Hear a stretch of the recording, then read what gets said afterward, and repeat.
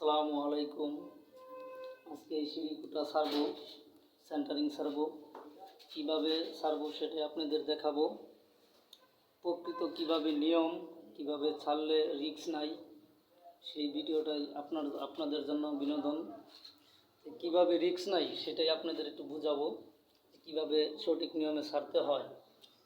আপনাদের এটাই দেখাচ্ছি, আপনারা পাশে থাকেন, দেখতে থাকেন আপনাদের দেখাচ্ছি কীভাবে ভিডিও এটি ছাড়া লাগে।